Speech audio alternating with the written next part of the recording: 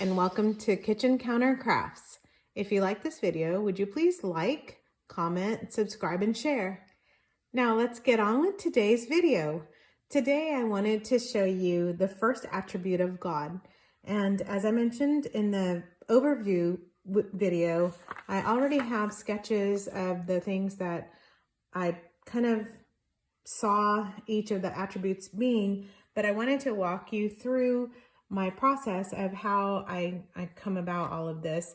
And so in the first video, I mentioned that for ASEITY, I went to Dr. Lawson's PDF file at Ligonier.org, and in his workbook for the Bible study of attributes of God, there is ASEITY, and he has several different verses that he had you look up. So I'm going to actually look those up with you in my journaling Bible. And I don't think I've done a walkthrough. I've already tabbed these for you here, and I've done a little bit of a walkthrough, but the first verse here is from Exodus 3:13, and it is, I am who I am. So it says, 3:14, it says, God said to Moses, I am who I am. And he said, say this to the people of Israel, I am has sent you. So that's the very first one for ASEITY, that God is who he says he is. The next one that I have tabbed here is out of frame. There we go. And it is in the Psalm. And so it is Psalm 36:9. And it is, for with you is the fountain of life. In your light do we see light. That is just a beautiful psalm. And then I have a picture of a fountain here. Then I have another fountain verse. So we see a theme here. And this is Jeremiah 2:13. And it says, for my people have committed two evils. They have forsaken me, the fountain of living waters, and hewed out cisterns for themselves, broken cisterns that can hold no water. And then the last verse that I have is in Romans, and it is Romans 11:36. From him and through him and to him are all things. To him be glory forever. And I love that verse because it talks about from him, he is the source of all good things, and through him, he's the means and also the end, which is to him, which means that we should be doing all things for his glory. And I just think that that really does demonstrate the ASEITY of God. So with some of these ideas and verses and drawings, I really wanted to depict the ASEITY of God, which is his self-sufficiency. ASEITY. ASEITY comes from the Latin root from, I think it's like from himself. So it just means that God doesn't need anybody else to tell us who he is. He is all-encompassing. He is all in all.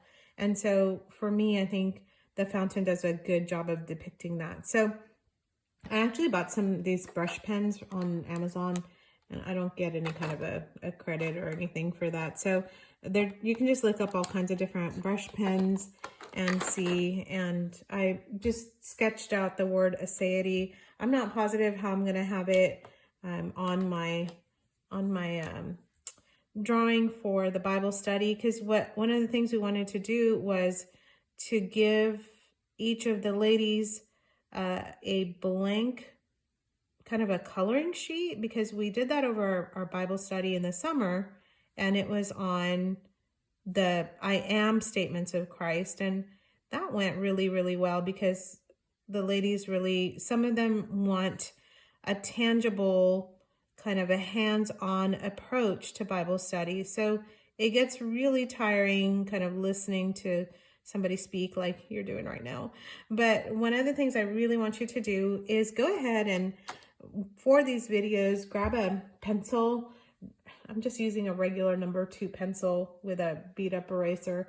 And I actually have a nicer eraser here. It's a Pentel polymer eraser, and grab a sheet of paper and just start drawing with me, because I would really like you to own this study. And when you are watching a video, you are using your eyes, and so you're doing visual learning. When you are listening to a video, you are engaging your ears, and so you have your eyes, your ears. You can, one of my friends loves to use her oil diffusers and put in frankincense and myrrh when she's doing the things of God, because they remind her of Christ. So we can use all our senses and taste. Well, you know, the psalmist says, taste and see that the Lord is good. But you're welcome to go grab a snack also while you join me on the drawing of this. So for ASEITY, what I do normally is I use my phone or my computer to look up different images of fountains. And as you noticed in my Bible journaling, or my journaling Bible, I should say, I have a couple different pictures of fountains that I already showed you as well. This one is like a skinny fountain, and this one's a fat fountain. And then on this one, I just have like this kind of a fountain. So I think I'm going to go with that skinny fountain. I really like it because it looks very Art Deco-ish to me. And I move my colors out of the way. So I'm going to go for this same fountain.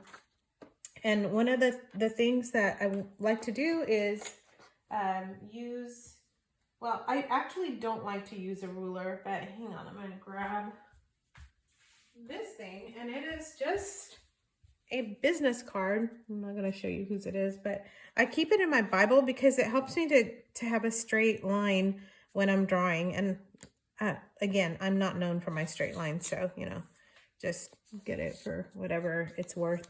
So I'm going to just try to do this fountain again for the women's Bible study. And so you start with a center point. Can you even see this? There we go. All right, here we go. Is that better? Okay.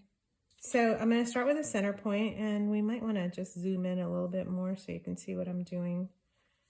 And here's this, and I put a cross on the top, which you don't have to do. I just like that.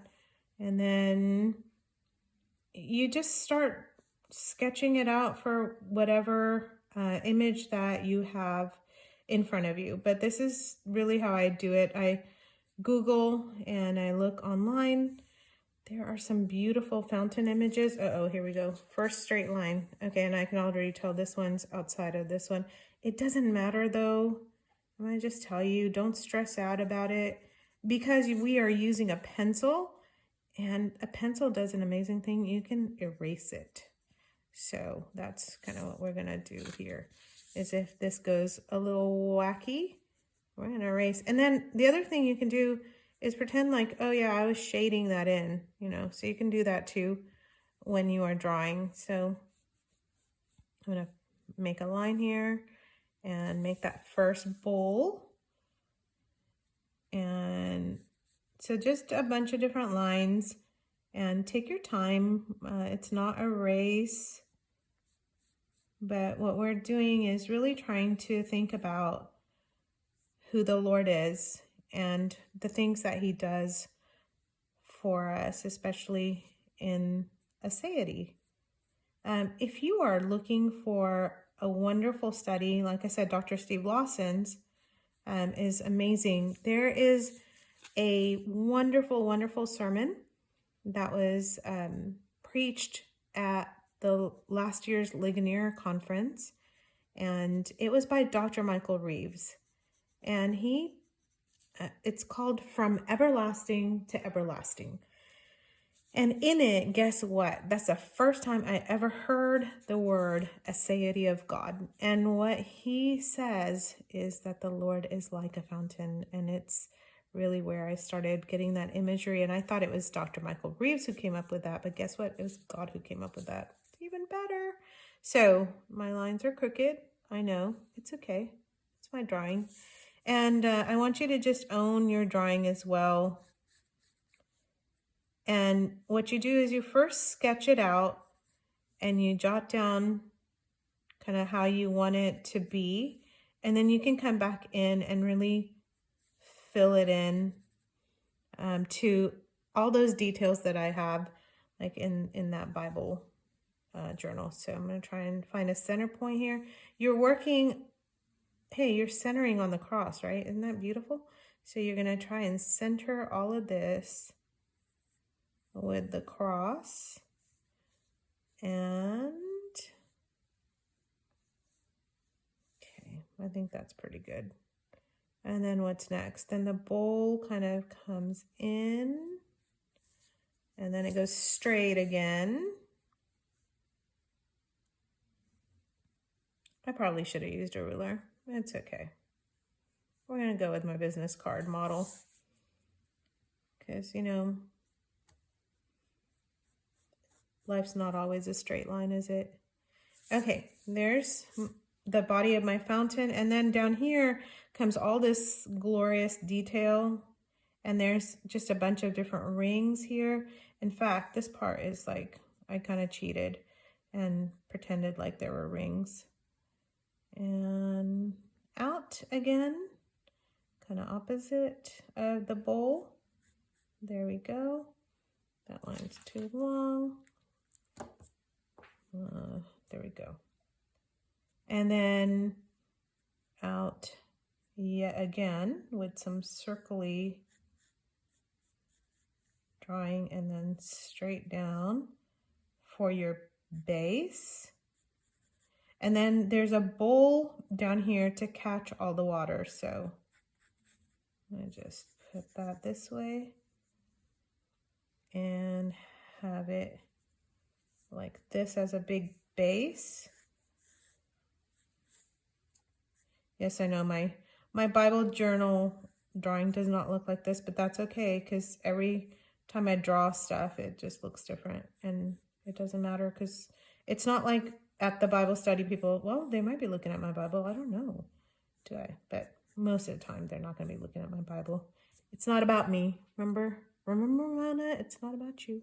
Okay, so up here, I've got some little curly cues. It almost looks like a fleur-de-lis, and I'm bringing these in so it can add some visual interest. This one also has curly cues, and it's going to come in. Don't ask me why I'm drawing it like that, but I am.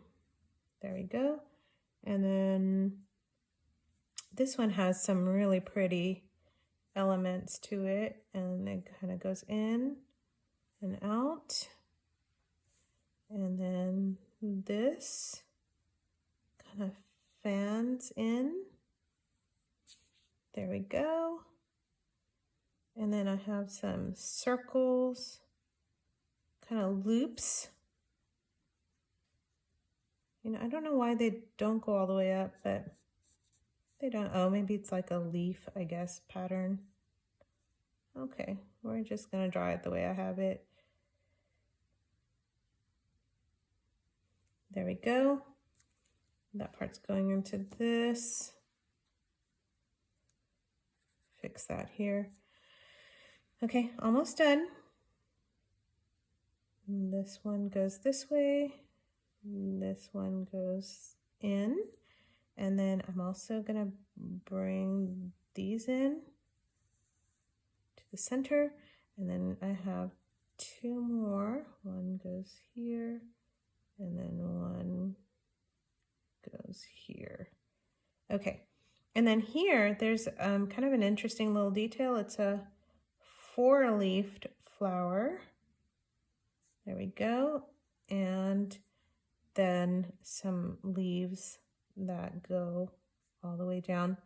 I found this image online, just on Google, and it was an engraved image from the Art Deco time, so from the 20s, and I like this because it really does look like a 1920s type of a fountain that you would have found, I don't know, just somewhere out in some noble's garden, I guess, in England.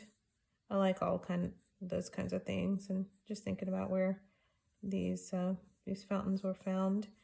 But we are looking for the fountain of living water. So here's these lines down here, and then there's some other kind of leaf motif. Hey, that rhymes. Right down here. And then some circles. And I'm going to make them more into the leaf instead of circles because I think it's going to look prettier. And then I have no idea. I think I added an extra part here. We're going to go with some straight lines because we're not going to worry about that. And then down here, don't know what to do. So I'm going to just kind of sketch this part in. There we go. Okay, and you know, I didn't even shadow that the other one up there, but I'm gonna put some shading into this one. Oh, why am I so nervous about doing that? I'm usually not nervous about it. I'm usually kind of reckless about drawing. So the light's gonna hit it from here, and I'm gonna just go ahead and add a little bit of shading with my pencil, like this.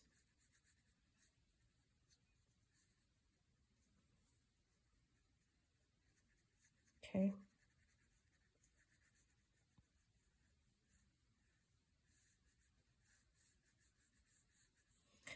Now, I've not taken an art class, so if I'm doing this wrong and you've taken art and you're an artist and you're just cringing at the way I'm doing this, I'd love to hear from you and maybe just some tips that you have to share.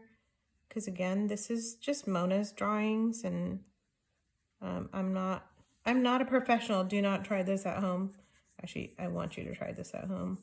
And I want you to learn more about it. And I'm, again, just open to ideas on how you might go about doing something like this. Okay, so there's my fountain. And then the cool part about drawing a fountain is you can draw the water however you want.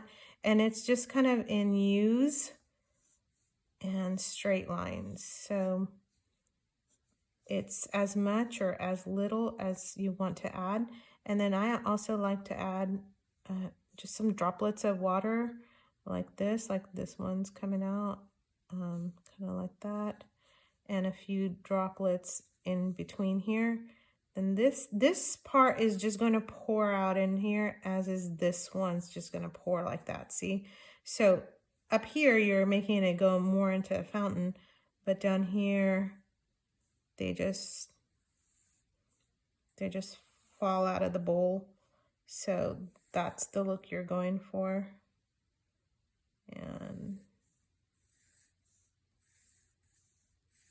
And you don't have to like separate them all out. You can have little bits that are falling, and then they can also fall close together because, you know, water's kind of pouring out of there. Okay, don't ask me why I did the bottom one first. It just goes that way again. It's my art. It's your art. You do this the way you see fit. And by the way, you might not even see the ASEITY of God as a fountain. So if you see the ASEITY of God as something else, why don't you put that in there? In fact, I was kind of thinking about it. I was thinking about a pomegranate, believe it or not. I don't know why.